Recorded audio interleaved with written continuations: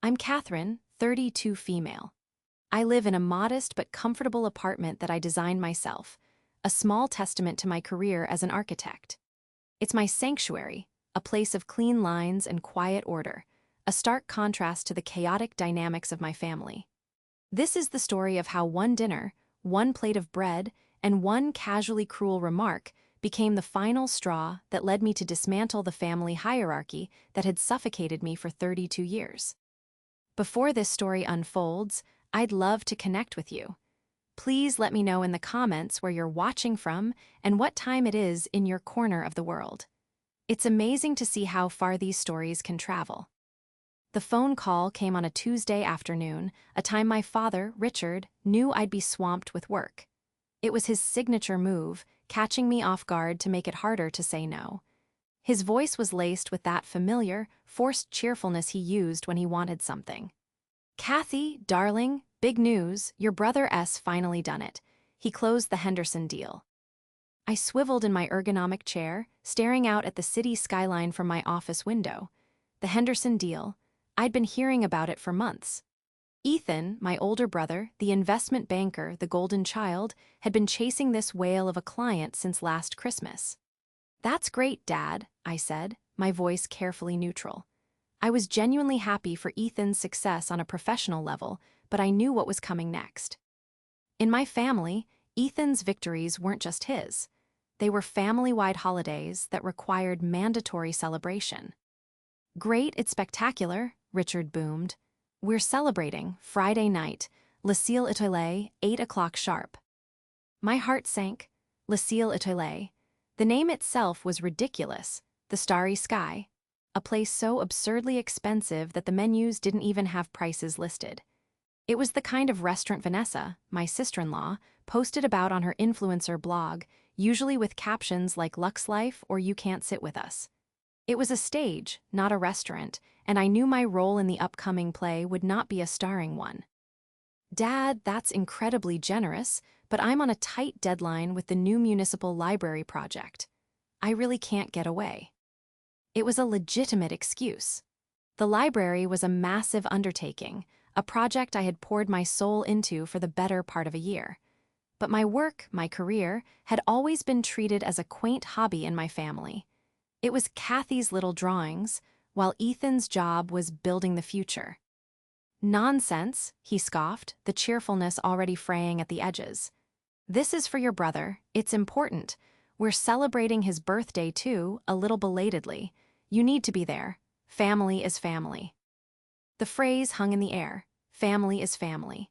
It was my family's mantra, a cudgel used to enforce compliance and guilt anyone who dared to step out of line. It meant you show up, you smile, you play your part, and you never, ever rock the boat. I looked at the blueprints on my desk, the elegant, sweeping lines of the library's atrium that I had stayed up until 3 a.m. perfecting. Then I thought of the tight, forced smiles and veiled insults that awaited me at that dinner table. The exhaustion was overwhelming. "I don't know, Dad. It's a really bad time." "Catherine," his voice dropped, losing all pretense of warmth. It was the voice of command, the one he'd used my entire childhood. "It's not a request. Your brother has worked hard and he deserves our support. Vanessa is organizing everything. Just be there. And wear something nice, for heaven's sake." The line went dead. He didn't wait for a response because he knew he didn't need one. I had been summoned. I leaned back in my chair, the city lights beginning to twinkle as dusk settled. I thought about calling my Aunt Carol, my mom's sister, and the only person in the family who saw me as more than a supporting character in Ethan's story. She would have told me to stand my ground, to politely decline, to protect my peace. But I was tired of the fight, of the follow-up calls and the guilt trips that would inevitably ensue. It was easier, I told myself, to just go, to endure a few hours of performative family bonding, and then retreat back to my own life. The days leading up to the dinner were filled with a low-grade dread. Vanessa sent out a group text with a link to the restaurant's website. "Just so everyone can appreciate the vibe we're going for on Friday. So excited to celebrate my amazing hubby." The website was a sea of professionally shot photos of minimalist dishes, celebrity testimonials, and a wine list that looked more like a stock portfolio. Ethan chimed in on the text chain. "Can't wait. Heard their Wagyu is life-changing." My father replied with a string of trophy emojis. I stayed silent. Friday arrived, and I spent the day in a state of quiet resignation. I finished a major schematic for the library's foundation, a tangible achai. Eve meant that I held onto like a shield. I went home and put on a simple, elegant black dress, the kind of expensive, understated piece that my family would neither appreciate nor understand. It was for me, a small piece of armor. As I drove to the restaurant, located in the city's most opulent district, I felt a familiar knot tightening in my stomach. I remembered Ethan's last birthday, where my father had given him a Rolex and I'd received a gift card to a department store. "So you can buy something practical, dear," my father had said, as if my life lacked any and all practicality. I remembered the family Christmas when Vanessa had helpfully suggested I use a different filter on my photos because my lighting was a bit sad. Each memory was a small cut, insignificant on its own, but together they had left a tapestry of scars. I parked my sensible sedan between a Maserati and a Porsche and took a deep breath. Walking through the heavy glass doors of Le Ciel Étoilé felt like crossing a threshold into another world. The hostess, a woman who looked like a runway model, greeted me with a cool, appraising glance. "Reservation for Richard?" she asked, her eyes scanning her tablet. "Yes, that's right," I said. She led me through the hushed, cavernous dining room, where chandeliers dripped crystals and every table was a small island of wealth. I saw them in a corner booth, already seated. Richard, Ethan, and Vanessa. They were laughing, champagne flutes in hand. They hadn't even waited for me. As I approached, the laughter died down and 3 pairs of eyes turned to me. The smiles on their faces didn't quite reach their eyes. The play was about to begin, and I had just made my entrance. My father, Richard, stood up to give me a perfunctory hug, his cologne overpowering. "Cassie, you made it. We were just getting started." The implication was clear. "You're late." I was by exactly 4 minutes. "The traffic was terrible," I murmured, sliding into the plush velvet of the booth. The empty space next to me felt like a deliberate choice, positioning me at the edge of the conversation. Vanessa gave me a sweeping up and down look, her lips pursed into a tight smile. "That's a simple dress, Catherine. Very you." Her compliment was a finely crafted insult, and she was a master of the craft. She was wearing a vibrant, floral print designer dress that probably cost more than my monthly rent, her blonde hair perfectly styled, her makeup flawless. She looked less like she was here for dinner and more like she was at a photo shoot for her blog. "It's a classic," I replied, my voice even. I refused to let her get under my skin, at least not visibly. Ethan, my brother, barely looked up from his phone. "Hey, Kath, good of you to come." He was the picture of success, custom-tailored suit, expensive watch, an air of casual indifference that he had cultivated since his first big Wall Street bonus. He had always been the sun around which our family orbited, and his gravitational pull had only grown stronger with his net worth. The waiter, a man with the posture of a ballet dancer, materialized at our table. "Good evening. May I offer you a drink?" Richard waved a dismissive hand. "We're fine for now. We'll order our food, though. We're starving." He turned to Ethan. "Son, you know what you want. The A5 Wagyu, right? Rarest cut." "Of course," Ethan said, finally putting his phone down. "Medium rare, and we'll start with the oysters Rockefeller." "Excellent choice," Richard beamed, radiating paternal pride. He then looked at Vanessa. "And for you, my dear." "I'll have the lobster thermidor," she said, without even glancing at the menu. "And a side of the truffle risotto. I need to get some shots for my foodie followers." The waiter nodded, his pen scratching on his notepad. Then there was a pause. All 3 of them looked at me, an awkward, expectant silence filling the air. It was a test. I knew exactly what was happening.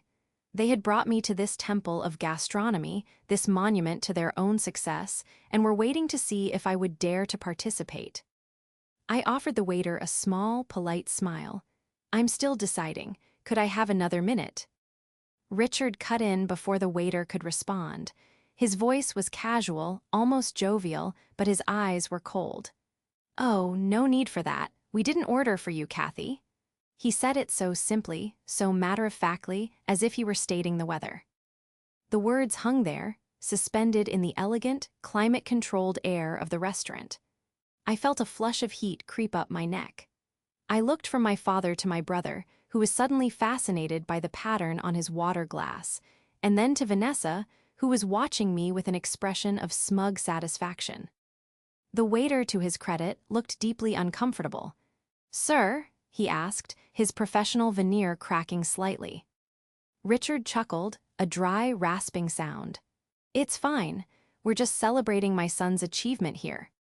Catherine is just here to join us, to show support." He then picked up the small, complimentary bread basket from the center of the table. He selected a single, pathetic-looking bread roll and placed it on the small side plate in front of me. "Here," he said, pushing it towards me, "have some bread." The gesture was so theatrical, so deliberately humiliating that I almost gasped. It wasn't about the money. I could afford to eat here. I could have bought my own dinner, and they knew it. This was about status. It was a power play, a clear and brutal statement of my place in the family. Ethan was the one worth celebrating with a $400 steak. I was the one who got bread. My mouth was dry. I felt the eyes of the waiter on me, filled with a mixture of pity and confusion. I felt the burn of Vanessa's triumphant smirk. She leaned forward, her voice a conspiratorial whisper that was loud enough for the whole table to hear. "Be grateful you were even invited, Catherine. This place has a 6-month waiting list." Her words were meant to sound like advice, but they were coated in venom. "Know your place. You are lucky to even be in our presence." I looked down at the lonely bread roll on the pristine white plate. In that moment, it felt like a symbol of my entire life within this family. The leftover, the afterthought, the one who was expected to be grateful for scraps while others feasted. For years, I had swallowed their casual cruelty, their dismissiveness, their condescension. I had made excuses for them. Dad is just old-fashioned. Ethan is under a lot of pressure. Vanessa is just insecure. But this was different. This was public. It was calculated. They had conspired to do this, to bring me here specifically to put me in my place in the most demeaning way possible. The silence at the table was thick with unspoken meaning. My father was asserting his control. My brother was asserting his superiority. My sister-in-law was asserting her victory in the silent war she had been waging against me since she married into the family. And I did nothing. I stayed silent. I didn't yell. I didn't cry. I didn't storm out. I simply picked up the bread roll, looked each of them in the eye, and took a small, deliberate bite. I chewed slowly, my mind a sudden, terrifying calm. The taste was like ash in my mouth. They thought my silence was acceptance. They mistook my stillness for surrender. They were wrong. It was the calm before the storm. In that moment, something inside me shifted, a tectonic plate of resentment and hurt grinding into a new position. It wasn't just a plate of bread. It was a declaration of war, and I had just accepted the terms. The rest of the dinner was a masterclass in psychological torment. The air filled with the aromas of seared steak, rich lobster, and earthy truffles. My father, brother, and sister-in-law ate with gusto, punctuated by loud pronouncements about how divine everything was. They talked about Ethan's deal, about their upcoming trip to Monaco, about the renovations Vanessa was planning for their sprawling suburban home. They spoke as if I wasn't there, their conversation flowing around me like water around a rock. Occasionally, one of them would throw a question my way, a small pebble of acknowledgement. "So, Kathy, still drawing your little buildings?" my father would ask, before turning back to Ethan to dissect the stock market. Vanessa would show me a picture on her phone of a new handbag she'd bought, not waiting for my reaction before swiping to the next one. They were, including me, they were checking a box, performing the bare minimum of familial interaction. I nursed a glass of water, the single bread roll long gone. I listened. I observed. And with every bite they took, with every self-congratulatory laugh they shared, the cold resolve inside me hardened into steel. They had misjudged me my entire life. They saw my quiet nature as weakness, my independence as an oddity. They had no idea that my mind, the mind of an architect, was trained to see the flaws in a structure, to understand stress points, and to know exactly where the pressure needed to be applied for the whole thing to come crashing down. When the dessert menus came, I politely declined. "Oh, still full from that bread?" Vanessa quipped, and Ethan let out a short, sharp laugh. I didn't grace it with a response. I just watched them order a decadent chocolate lava cake and a crème brûlée, the tiny flame of the torch dancing over the sugar, caramelizing it into a hard, brittle shell. It felt fitting. The performance finally ended when my father called for the check. As the waiter approached the table, a new kind of silence fell. This was the moment. My heart was pounding, a steady, rhythmic drum against my ribs, but on the outside, I was perfectly still. The waiter placed the leather billfold ceremoniously in the center of the table, directly in front of my father. This was my cue. I placed my cloth napkin on the table, pushed my chair back, and stood up. The sudden movement drew their eyes. 3 faces, flushed with wine and good food, turned to me in surprise. "Catherine, what are you doing?" Richard asked, a hint of irritation in his voice. I looked not at him, but at the waiter. I gave him a calm, clear, and direct smile. "Excuse me," I said, my voice projecting just enough to be heard clearly. "There seems to be a misunderstanding about the bill." The waiter froze, his hand hovering near the billfold. "Ma'am." I gestured to my father, my brother, and my sister-in-law. These 3 had a lovely meal. I did not. So please, split the check accordingly. Send the bill to the ones who actually ate. The silence that followed was stunning. It was as if I had detonated a small bomb in the middle of their perfect evening. Vanessa's jaw literally dropped. Ethan's face went from a smug pink to a blotchy red. My father's eyes narrowed into slits of pure fury. "Catherine, you sit down right now," he hissed, his voice low and dangerous. "No," I said, my voice unwavering. "I don't think I will." I looked at the waiter again, who was now staring at me with a dawning sense of respect. I had a glass of water and a piece of complimentary bread. I will not be paying for, or contributing to, a nearly $1,000 meal that I was not permitted to eat. "This is a family celebration," Richard sputtered, his face growing darker. "No," I corrected him gently. "This was a celebration for Ethan. I was invited as an audience member, and the show is over." With that, I turned and walked away. I didn't run. I walked calmly, my back straight, my head held high. I could feel their collective glare burning into my back. I could hear my father starting to argue with the waiter, his voice rising in panicked embarrassment. I didn't look back. The cool night air felt like a balm on my skin as I stepped out of the restaurant. My hands were trembling, but not from fear. It was adrenaline. It was liberation. I had finally spoken up. I had refused to be their doormat. When I got home, I fully expected my phone to explode. And it did. A string of furious texts from my father, calling me ungrateful, disrespectful, and an embarrassment. A missed call from Ethan. A single, scathing text from Vanessa, "You have no class." I ignored them all. Instead, I poured myself a glass of wine, sat down at my computer, and did something I had been tempted to do for years. We all shared a family cloud account, set up years ago by my father to share photos. I knew, because he was technologically inept, that his phone automatically backed up everything, photos, contacts, and messages, to that same cloud. He had never changed the password. With a few clicks, I was in. I navigated to his message backups. It felt like a horrible invasion of privacy, but what they had done to me felt like a violation of the soul. I needed to know. Was this spontaneous cruelty, or was it premeditated? I didn't have to look far. A text thread between my father, Ethan, and Vanessa from 3 days prior. The title of the group chat was "Ethan's Big Night." "Vanessa, have you figured out how to handle Kathy yet? We can't have her ordering the sea bass and making things awkward." "Ethan, Dad S got a plan. Right, Dad?" "Richard, don't worry. I'll make it clear it's our treat for Ethan. She's just there for support.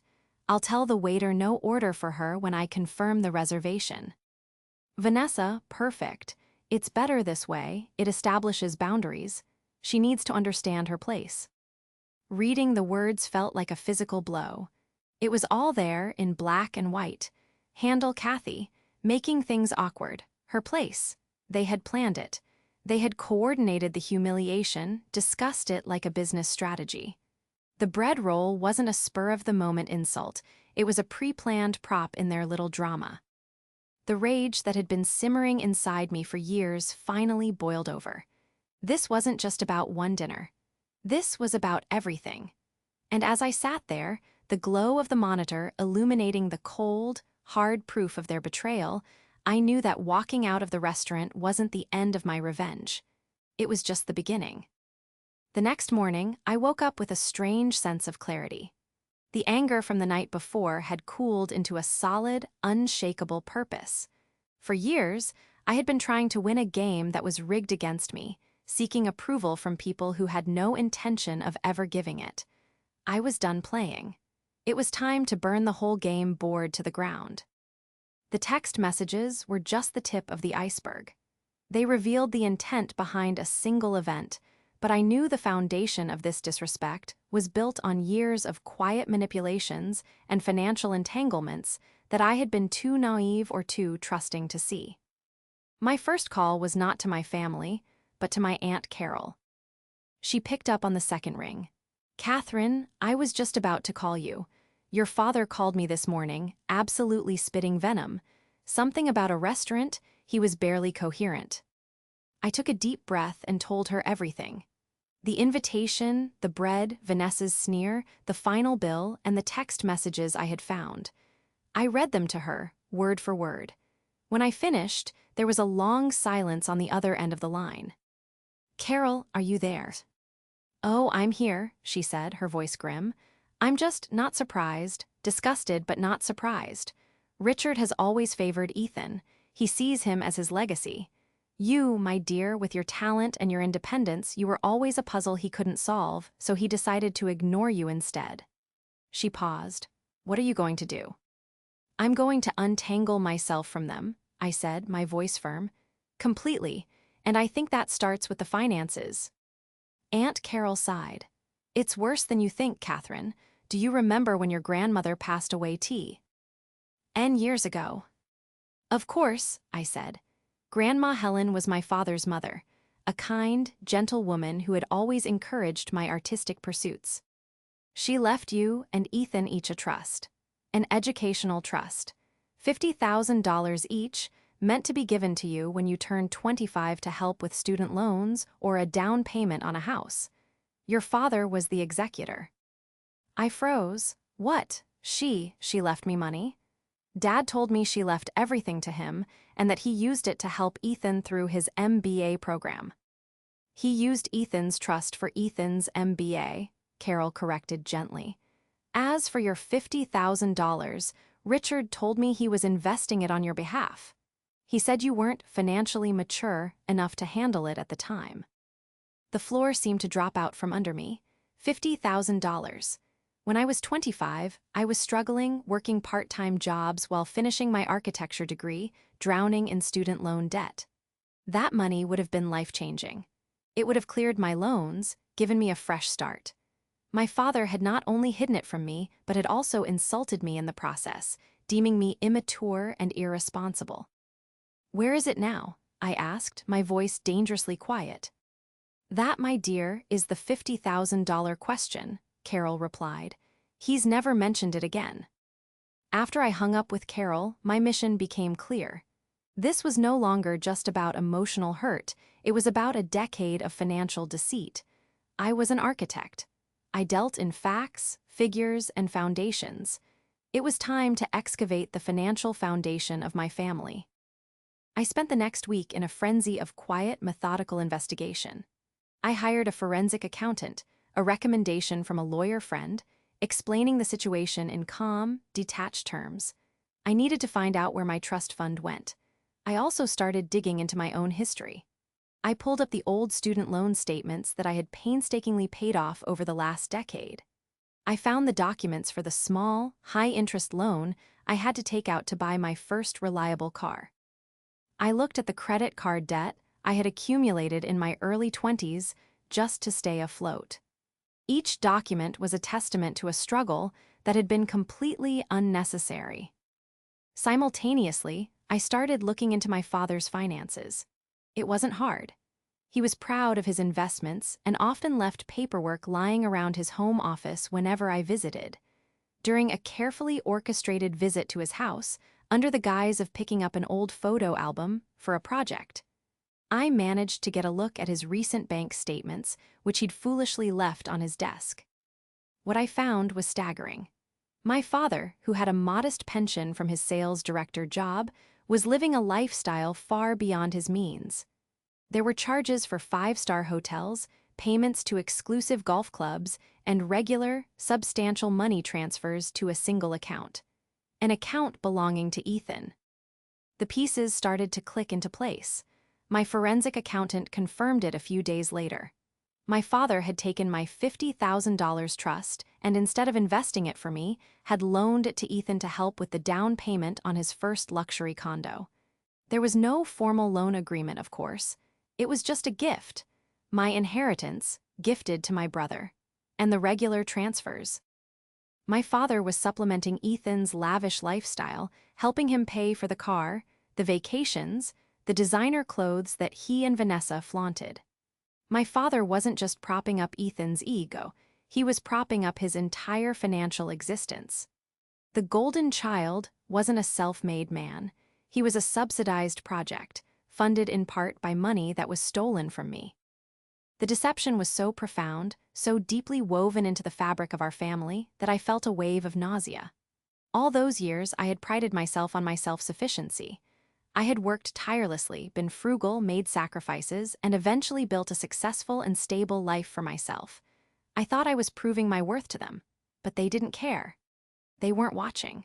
They were too busy writing checks to the son they had already deemed worthy, using my money to do it. The final piece of the puzzle fell into place when I looked into the family lake house. It had been in our family for generations and was my favorite place on earth. My grandmother had left it to my father, with the verbal understanding that it would one day be passed down to both me and Ethan. On the county registrar's website, I found the deed. It had been transferred 3 years ago. The new sole owner was Ethan. My father had given him the entire property. He had systematically erased me from our family's legacy, both financially and emotionally. I now had a folder on my computer filled with evidence, bank statements, property deeds, the damning text messages, and a formal report from the forensic accountant detailing the misappropriation of my trust fund. I had the truth, and the truth was a weapon. The quiet architect now had a blueprint for their destruction. With the full, ugly truth laid out before me, the rage and hurt transformed into something colder and far more dangerous, a plan. Revenge, I decided, was not a dish best served cold.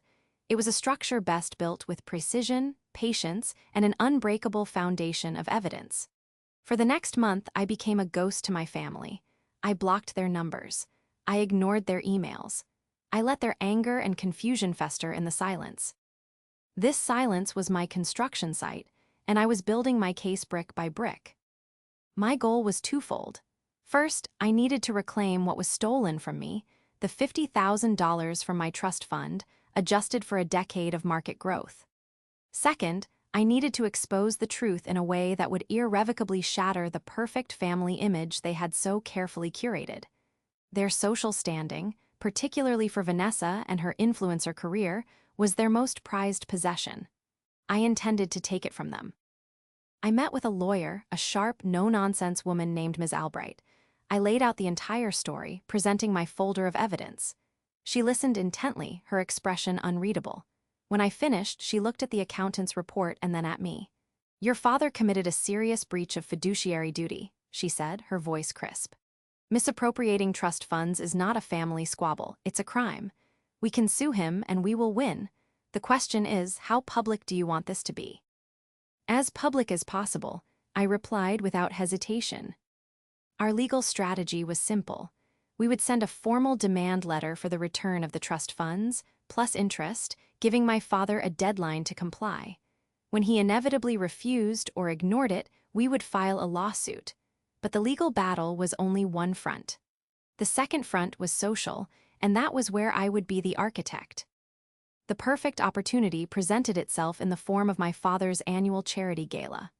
For years, Richard had been the chairman of the board for a prominent local charity, the Children's Art Foundation. It was his passion project, the source of his social capital in his retirement. He hosted a lavish fundraising gala every year, an event attended by the city's elite, his friends, and of course, his perfect family. It was the night he got to play the role of the benevolent patriarch to the whole world. This year, the gala was being held at the city's most prestigious art museum. The irony was not lost on me. I began my preparations. I knew Vanessa would be documenting the entire evening for her social media followers. Her brand was built on a foundation of authenticity and family values, a complete sham that I was about to expose. I created a simple, elegant website. The domain name was our family name followed by truth. On the homepage, I wrote a single, clear narrative of my story. I detailed the dinner at Le Celebratory. I uploaded screenshots of the text messages between my father, brother, and sister-in-law, their cruel words clear for anyone to see. I detailed the discovery of my stolen trust fund, embedding a simplified, easy-to-read version of the forensic accountant's report. I showed the evidence of my father subsidizing Ethan's lifestyle and the secret transfer of the family lake house. I wrote it all in a calm, factual tone, letting the evidence speak for itself. My pain was evident not in emotional language, but in the cold, hard facts of their betrayal. I scheduled the website to go live at exactly 8:00 p.m. on the night of the gala. Next, I prepared a small number of packets. Each one contained a printed summary of the information from the website, including the most damning text messages and the key findings from the accountant's report. These were for key people, the other board members of the Children's Art Foundation, and a few influential local journalists I knew would be in attendance. The final piece of my plan was Aunt Carol. I called her and explained what I was about to do. I asked her if she would be willing to stand with me to corroborate the story if needed. Her response was immediate. "Catherine, I will be there. That family has been living a lie for too long. It's time someone turned on the lights." The night of the gala arrived. I didn't buy a new dress. Instead, I wore the same simple, elegant black dress I had worn to the restaurant. It was my armor, and it felt fitting to wear it into the final battle. I drove not to the museum, but to a coffee shop nearby. At 7:45 p.m., I sent a single, calm text message to my father, Ethan, and Vanessa. "I know what you did with my trust fund. I have the proof. You have two options. Option A, you transfer $95,000, the original amount plus a conservative estimate for 10 years of market growth, to my account by midnight tonight.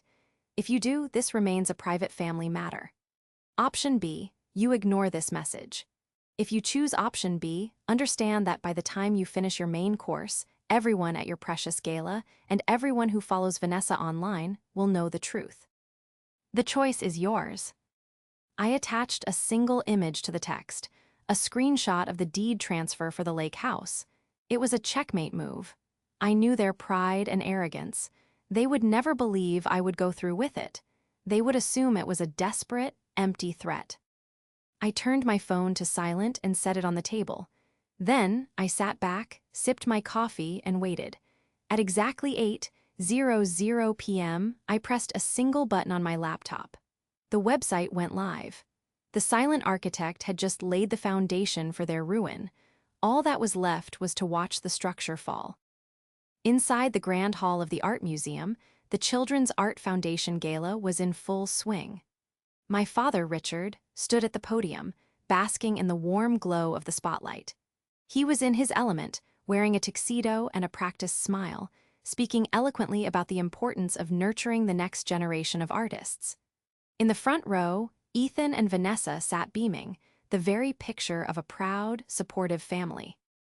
Vanessa had her phone out, of course, capturing a video for her Instagram story, captioning it, "So proud of my amazing father-in-law, such an inspiration, family # charity giving back." As my father spoke, his phone, which he'd placed on the podium, buzzed. He glanced down, a flicker of annoyance crossing his face. He saw my text message. I can only imagine what he felt in that moment, a flash of confusion, then indignation, then dismissal. He likely saw it as a pathetic, desperate plea for attention, an empty threat. He slid the phone aside and continued with his speech, his voice never faltering. He had chosen option B. At the same time, across the room, Vanessa's and Ethan's phones buzzed. They exchanged a look, a silent conversation passing between them, a shared eye roll. Catherine is having another tantrum. They, too, chose to ignore it. They were untouchable, wrapped in the warm embrace of public adoration. What could I possibly do? Their arrogance was the final nail in their coffin. At 8:05 p.m., as the applause for my father's speech faded and the waiters began serving the main course, a series of quiet events began to unfold. Aunt Carol, looking elegant and composed, moved gracefully through the crowd. She approached several of the foundation's most influential board members, people who had known our family for years. "There's something you need to see," she would say quietly, handing them a discreetly folded packet of my printed evidence. "It concerns Richard's integrity as chairman." Simultaneously, a local journalist, known for her sharp investigative pieces, received a tip. An anonymous email containing a link to my newly live website. Her eyes widened as she scrolled through the page on her phone, the story of betrayal, theft, and hypocrisy laid bare. The first ripple started at Vanessa's table.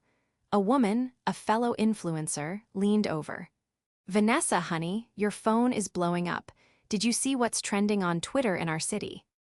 Vanessa, smiling for a selfie, frowned. "What? No." She opened the app. Her face went pale. The hashtag Richard's Trust Fund was beginning to climb. People were sharing the link to my website. Her followers, the ones she had so carefully cultivated, were starting to comment on her latest post. "Is this true, Vanessa? Did your husband's father steal from his own daughter?" "Family. Values, more like family fraud. That $400 stake story is disgusting. Unfollowing." Her perfect, curated world was beginning to crumble in real time. Her hands started to shake as she scrolled, the blood draining from her face. She looked at Ethan, her eyes wide with panic. "Ethan, look at this. Look at this now." Ethan pulled out his phone, his confident smirk vanishing as he saw the evidence, the screenshots of his own words, his father's words, his wife's words, displayed for the world. He looked across the room and saw several of his father's colleagues staring at their own phones, then up at their table, their expressions a mixture of shock and disgust. The fire was spreading. The quiet murmurs in the grand hall grew into a low buzz of conversation. People weren't talking about the charity anymore. They were talking about the chairman. They were talking about his son. They were talking about the daughter he had tried to erase. The climax came when my father, beaming from his seat at the head table, was approached by the vice chairman of the board, a stern, old-money gentleman named Mr. Harrington. He held one of my printed packets in his hand. He didn't speak loudly. He didn't have to.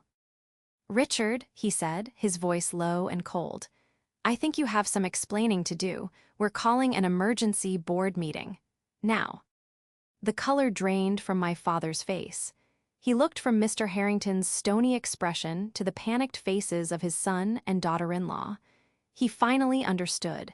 It wasn't a threat. It was a promise. He stood up, his legs unsteady. The entire room seemed to fall silent, every eye on him.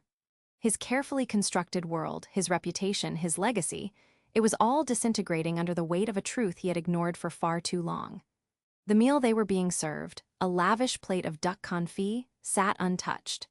It was, without a doubt, the most expensive meal they had ever had, a feast that cost them their pride, their reputation, and their standing in the community they cherished. From my seat in the coffee shop across the street, I got a text from Aunt Carol. "The structure is unstable. Demolition is imminent." A few minutes later, my phone rang. It was my father. I let it go to voicemail. It rang again. Ethan, I let that go to voicemail too. Then a text from Vanessa, a complete change from her earlier vitriol. Catherine, please, call me. We can fix this. Take the website down. Please. I typed back a single, simple response. Send the money.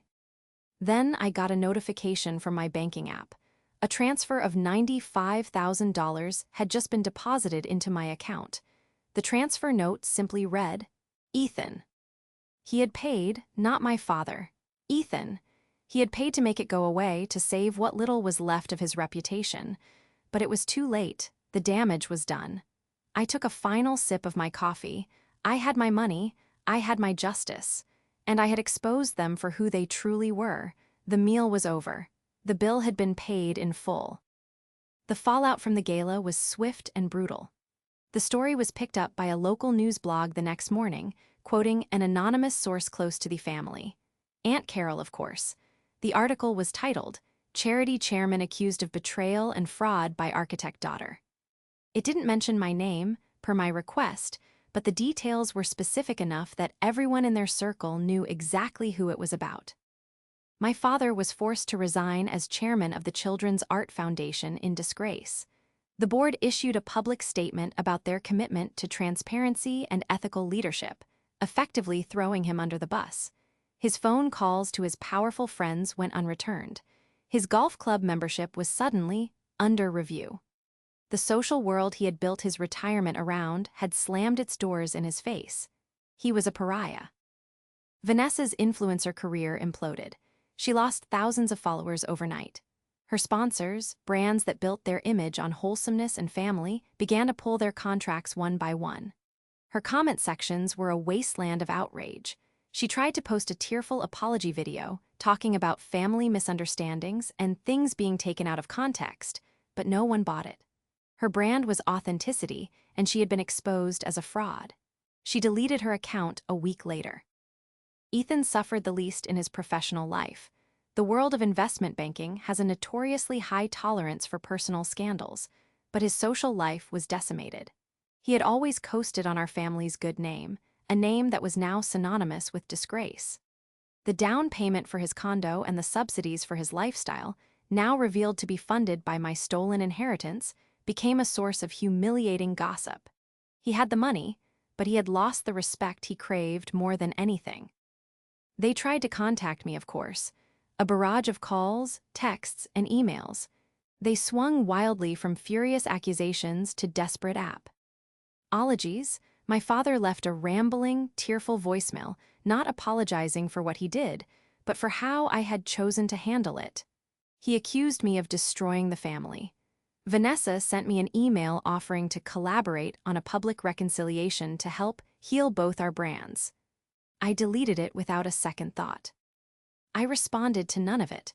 My silence was a wall they could not breach. I had already said everything that needed to be said on my website, which I left online for a full month before taking it down. I had got my money back, but I knew the real victory was reclaiming my peace. They no longer had any power over me.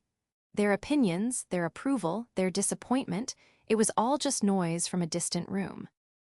A few months later, Aunt Carol and I went for a weekend trip to the coast. We walked along the beach, the salty air clean and sharp. "Have you heard from them?" she asked gently. "Not in weeks," I said, watching the waves crash on the shore. "I think they finally got the message." "They're broken, you know," she said, not with sympathy, but with a teacher's sense of finality. "Their whole world was built on a lie, and you just showed them the receipts. Richard has lost his standing, Ethan has lost his reputation, and Vanessa, well, she's lost her audience. They have nothing left but their money and each other." And that, I realized, was the most fitting end. They were trapped together in the beautiful, empty house they had built, their lives now defined by the scandal they had created. They had each other, but they had lost everything else. As for me, I had never felt more free. I poured my energy into my work. The municipal library project was a resounding success, earning me a prestigious award and several new clients. I bought a small plot of land a few hours outside the city, a quiet piece of earth with a view of the mountains. I started designing my own home, a real home from the ground up. It would be a place of light, strength, and integrity, everything my childhood home was not. I had lost a family, but I had gained myself. I had traded their conditional, transactional affection for self-respect. My inheritance wasn't the $50,000 my grandmother had left me. My true inheritance from this whole affair was the silence. A quiet, peaceful, and powerful silence, free from their judgment and their expectations. It was a foundation upon which I could finally build a life of my own design, and it was beautiful.